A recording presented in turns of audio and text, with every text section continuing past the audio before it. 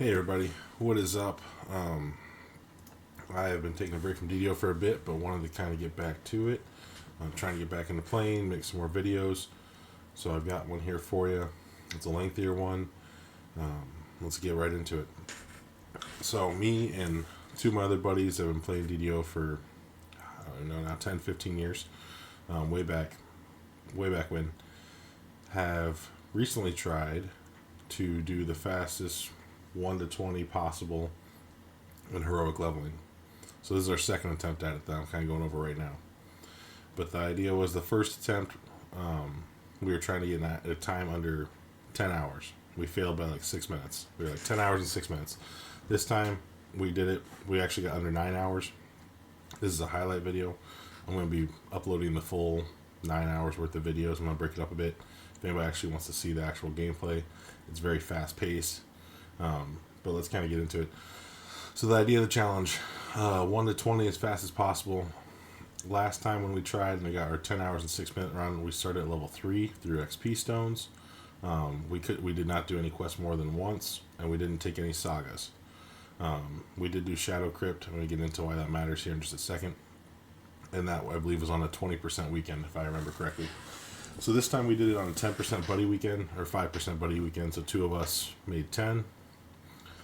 So we had a 10% bonus going into this as we went through and leveled. And we did it this time straight from level 1. Since we all are VIPs, we did take our daily gold roll, so when our gold roll was available, we got that one gold roll within the time frame, so it was on the clock. So the time starts the moment we stepped into the first quest till I stopped the timer right when I hit level 20. That time was 8 hours 59 minutes and some change. But the part of it is we tried to do a true like 1 to 20, so we didn't use any openers. So that's why I went with Shadow Crypt mattered. We did not do Shadow Crypt this run, but we did farm a couple quests. Not very many. I know we reran like Ringleader a couple times. We reran Vaughn 3 an extra time. I think we ran Fire Caves out in Three Rail Cove an extra time, but not too many that we reran. There might be a couple more than that, but off the top of my head, that's what I've got. So, I want to talk about the different builds we did. So last time when we tried it, we tried a Druid, a Fire Casting Druid, a Warlock, which is what I played, and then our third person, Hugo, was a Bard / Trapper, so he was kind of the utility player. That's kind of how we like to run the challenge. We like trying to do it 2 nukers and the utility player. So this time I played the utility player, so that's going to be the perspective you got here. This time we ran a Sorcerer. Hugo went Fire Sword until 12, and then he went Cold after that because he wanted to do Cold. It's got enough AoE. It works. Pretty much any Sorcerer could probably work after 12 except Acid. So if you're a real Acid-loving Sorc, it's probably, in my personal opinion, not the best for the challenge. But fine otherwise. C-Block wanted to run a Favorite Soul with really the premise of Firestorm Blade Barrier is what he gets to until he runs through. So that left me to be the utility character. So I made my utility character is just around speed, so as fast as possible. So my idea was to, obviously I'd be a rogue, so I can do traps. You definitely could have done like an arty in like range because you could be hitting things while you're running still. So I did a rogue monk, and I actually took a couple levels of Sacred Fist as well. I'll get into my build here a little more as we go, but the idea was just as fast as possible. So I was going to get to the rogue, get to the monk, so I can get to Abundant Step. I did go strength, which is because we were only going to 20. If we were going to into epics, I obviously wouldn't have made a strength stance here. But the idea was just more key on hit, more abundant steps, faster we go. The Sacred Fist, I took two levels of Sacred Fist really early to get the first whirlwind attacked, as my idea was move fast and I got to be able to clear stuff as fast as possible. So I've got cleaves. So I actually took cleave just to get to Great Cleave in here. So I had Great Cleave, the Whirlwind attack from Tier 2 Sacred Fist, and Cat Scratch, because I was Tabaxi. I chose to be a Tabaxi, so that every time I stop for traps to disable a trap, that's long enough to get that Tabaxi movement speed boost, because movement speed is key.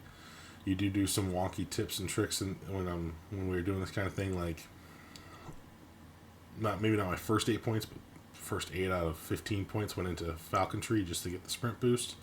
Once I was level 6, I made sure to put 11 points into Inquiz so I could get the auto-find traps as I run by them. Anything to save time. That's really what I'm after here. So that was really my build. The other two builds are pretty self-explanatory because it's just a Ice Sorcerer running and nuking stuff. Same with the Favorite Soul version, running and trying to nuke stuff as well. So very fast play style. Trying to run through. I would obviously just try to run as fast as I can to get through either the traps, the optionals, the side portions of the quest, or run through to get to the key portions of the quest, depending on the quest. So we definitely had not a game plan for every quest, but we like I said, we've tried it before, so we had an idea of what we were doing. For example, when you get into something like, tier at level 7 or 9, the two nukers would run the quest, and I would be running through getting all the optionals as fast as possible. That kind of stuff. So, like I said, if you're interested in more of how each quest went, then look for the big videos. They'll be up there. Fast forward to the pieces that you need, and the whole 9 hours of gameplay will be uploaded here as well. So I do want to talk about the pathing, because pathing is probably one of the bigger things as well, because we want to minimize outside of quest time. When we did it on the 10-hour run, we had about an hour and 45 minutes outside of the quest of that 10 hours. On this just under 9-hour run, I believe we had only about an hour to an hour and 10 minutes outside of quest time, so we dramatically brought some time down there. So that's helpful. In terms of XP between the 10-hour and 9-hour run, I would say the trade out about the same. One, the 10-hour run had an extra 10% flat XP from a bonus weekend compared to this run that we did, and it had Shadow Crypt. And I feel like that kind of evens out what we took in Sagas, because we did do Sagas, so we got to take the Three Rail Cove Saga, the Ravenloft Saga, the Giant Hold Saga, and then really the Cog Saga, because we were planning to take the Sharn 2 Saga as well, but we actually finished it before we finished Sharn 2. We capped in Blown Deadline, so we actually didn't have to finish the full Sharn 2 chain. So we took 4 Sagas. So a chunk of XP there. We were running 50 pots the whole time, obviously. I had my voice on the whole time. So let's see, pathing, that's where I was going. So pathing, so we did start true level 1, so we did the first 3 out in Korthos right away, between Hayden's Rest, the Warehouse 1, and the Crystal 1, straight into the Collaborator, then straight into the 8 Borderlands ones, and then you can do some tips and tricks, like we'd use our Bottle of Mist, or whichever version you have, to go to the Feywild, which actually sends you to the hut, which is right next to info. Information is key. And that was our first harbor one. And then we'd do our circle in the harbor of info, Dirk's God's Secret, Butcher's Path, Recovering the Tome, Garrisons, and Ringleader. That was our harbor sequence. From there, we went straight to Waterworks. And then from there, we went straight out to the Sreeland Hills to do the 2 that are out there, Captives and Where's the Smoke, as well as the 5 Gatekeeper's Quest as well. After the Gatekeeper's Quest, right as you finish housekeeping, we were right there next to Irestone, so you jump right on into Irestone. You can kind of see how you try to plan your path to right next to your next quest. From Irestone, we did STK. From after STK, we jumped out to Three Rail Cove. From Three Rail Cove, we went to Necro, where I'm at in the video. That worked out well. To do the first chain and Bloody as well. And then after Bloody, we jumped out to... Where did we go for after Bloody? After Bloody, we were in House P already, so we did Gilwin's Tier, and then jumped over to the House D Sentinels chain, because those are 7s as well. From there, Sentinels chain, we did the Pit. After the Pit, we leveled up to 8. Or no, we went to Delares. We did do Delares, that's right. So we went over to Delares, and then we went back to House D to do Stormcleave, Spies. I'm trying to think of any other 8s we did. I don't think we did any other 8s besides Stormcleave and Spies. Oh no, we did. We did the TOE Part 1.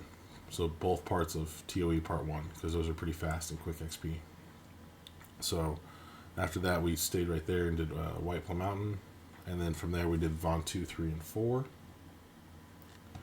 From Von 2, 3, and 4, we did Tempest Spine straight into all 3 chains of Ravenloft, and then it gets pretty straightforward from there. After Ravenloft, we did Wiz King. We did the Eyes of Stone chain, because that's an insanely fast one. I think we actually did an elite run of Framework as well, if I'm remembering correctly. And then we did 2 of those quests that are right there. I can't remember which one. Beautiful Nightmares and one of the other ones of those 4. And then we did Grim and Barret and Subversion, because those are fast quests as well. You can teleport straight to the harbor and you're next to Grim Barret. And after Grim Barret, you can take your teleporter right, or you can talk to that person and go to the 12 right there. After that, we went on out to Giant Hold, pretty standard, did the Giant Hold loop. After Giant Hold, we did, you know what, we might have went to Giant Hold first, and then did Grim Barret, but either way, you get the picture. After that, we did Litany. And then after that, it was straight out to Sharn, and you're kind of in your final run there, doing Sharn Chain 1 into the Cogs, into Sharn Chain 2. And we were sitting pretty good at XP. We actually went over on XP a chunk, because we would count the fact of being able to do Sharn, the last quest in Sharn 2 as well as the Saga. So we probably could have cut some quests out somewhere else so that we could have finished that chain and done the Saga, because that would have been more worthwhile of XP per minute, or however you want to calculate it. So that was a lot of it. To explain a little bit of the gameplay, because I'm not going to talk a bunch when I post the longer videos. I'm just going to let them kind of run, and you can see it live. But if you look down at my character right there, as I'm running through these little bits of the quest, it's all about movement speed. I've got sprint boost, I've got PDK boost, I've got spring attack. Eventually I'm going to have abundant step as well, and I've got cleaves. So it's a lot of just running right through, getting to where you need to be, cleave, and then take off again to where you have to stop. The mob gathers on you, cleave, then right on through again. At least for the utility character. Like I said, last time I played the Warlock, I probably don't think the Warlock was better than the Sorcerer. I think that was probably the worst out of the Sorcerer, Druid, and Favorite Soul that's been played so far. I'd actually probably still say the Druid was the best. The fire clearing Druid, I think, had the most success in terms of speed clearing.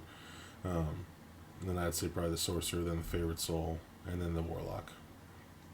So, not a huge fan of the Warlock. Definitely think the stick build was a good idea for the utility build, though.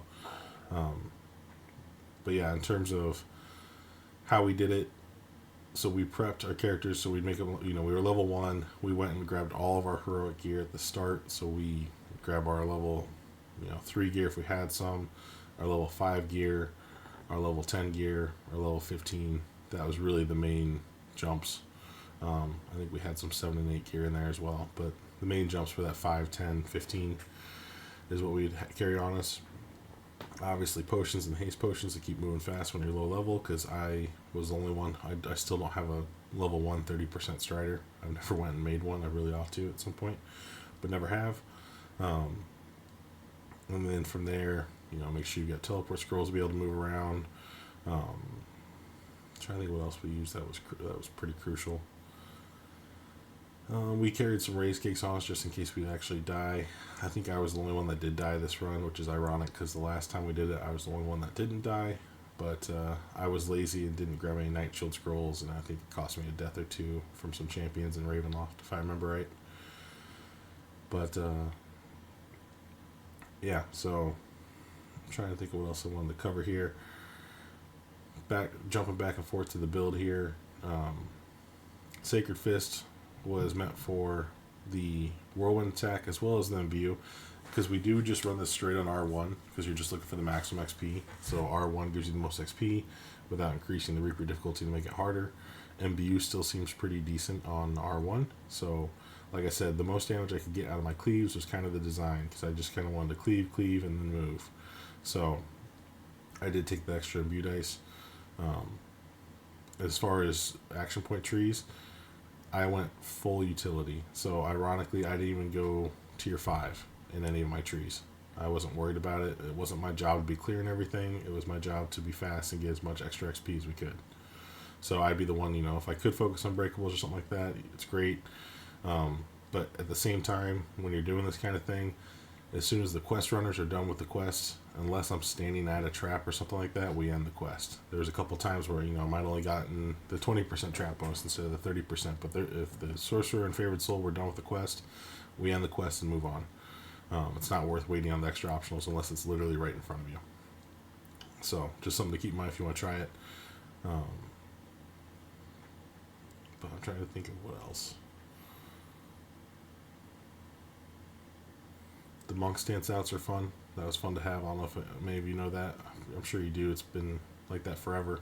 But you can actually recall immediately just by changing your stance right before you recall. So that was kind of nice because it let me get out and get ahead. I was talking about my action point trees. Apologies. Action point trees. So I did mainly go Henshin for monk. I think that was the only thing I had in tier 4, so I had about 20 to 25 points in there. I had probably 5 to 10 points in the thief acrobat tree for the attack speed, as well as just some extra bonuses from there. I had about 10 to 15 points in the sacred fist for the whirlwind attack and some extra imbue damage. I had 8 points into the assassin eventually for the extra imbue dice. I had 8 points into falconry for the sprint boost, and 11 points into inquisitive for the auto trap finding for the third core, so I could just find traps as I was running by. And then obviously I had points into the tabaxi tree too, so whatever was left would have been into the tabaxi tree, because I did spend quite a bit in there so that I could get the maximum 30% action boost to your movement speed when you stood still. But yeah, I think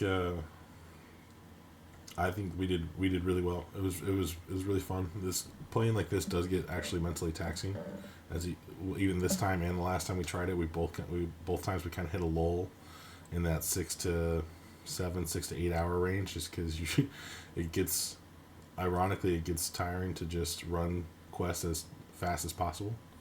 I think more so than just playing the game, because you're just solely focused on speed as I'm trying to chase down this Fear Reaper here.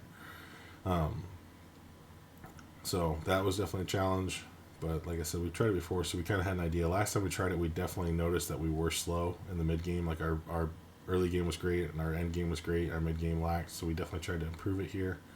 And obviously we shaved off an hour, so I think we did pretty well. And then in terms of the bigger videos, I'll split those up into, I'm not sure yet, maybe 3 videos or something like that, and so it's not such a long video. They're still going to be long, but that way, you guys, if anyone's interested in actually seeing the actual gameplay instead of just the snips here that I took from each level, you can do that. And then we'll probably end up trying to do this again sometime. If anyone's ever done this, please comment, let us know how fast you did it, because we're always looking for, we call it the challenge, so we're always looking for a challenge to see, what is the fastest time possible. If anyone's done it faster than 9 hours of total time, I'd be interested to hear what you think, as well as if anybody thinks they've got a better trio than the 2 casters and the staff user, then I'd love to hear it too. I know the staff user is not necessarily an optimal build, but we all knew that we were just going to 20, so I made this character solely designed on that purpose of to 20. Getting a pretty good look at my final action points here too, as not final, but pretty close. I think I'm level 16 here. Yeah, level 16. Because I only did my action points up to level 18, because it doesn't matter. I'm not going to spend the last 8 or 10 8 action points, whatever it was, because you cap from 18. But I'm gonna let this video play out here for a minute or so, and it's only got a couple minutes left, as this is almost the very end. But it was a fun time, because we were trying to beat our 10-hour goal, and we kind of realized here we were pretty far ahead, still with sagas to take, so we were pretty confident we were going to beat it. And right as we were getting into the last quest, somebody looked, I think it was Hugo, I think you guys Shake It looked and noticed that we were just under 9 hours. So then it was kind of fun to have like a race back in your mind to do the last quest in just a couple minutes, so that you could beat a 9-hour milestone instead of just coming in under the 10. So a lot of fun. would like to hear if you guys have better ideas for it. I'm sure we'll try it again sometime. I know one day we'll probably try to do the 1 to 32 for fun, but we haven't really thought that one out much yet, because we'd have to make builds that could be viable going into Epic. Like my build, I'm sure would need some tweaking, as it'd probably be a bit lackluster in Epics as you get along. But yeah, we'll let this play out and let me know what you guys think. I'll catch you guys next time.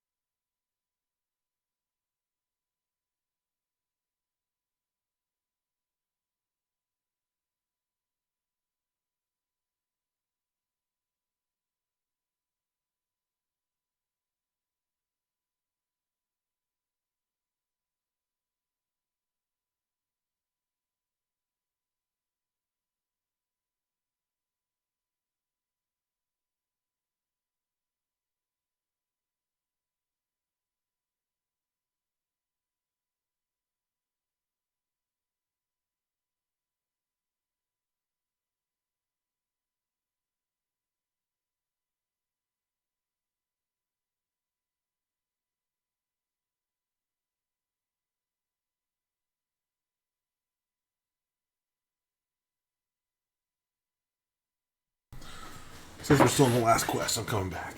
I forgot to mention, didn't want to mention, just in case anyone's curious, is they're trying something like this on their own. The 3 characters you're seeing here between Hell, C-Block, and Yugo were pretty seasoned characters in terms of past lives. I don't know exactly where we're all at, but I know we all at least have Heroic Completionist. I know we all have Epic Completionist. I don't think Triple in either of them, but I think we're like a mix. I think C-Block is the farthest in racials. I think he's done with his racials, where me and Yugo are a couple behind. I think Yugo is the furthest in just heroic past lives, and I've got the furthest in epic past lives. But we're all well past completionists on heroic and epic, and nearing the racial for past lives.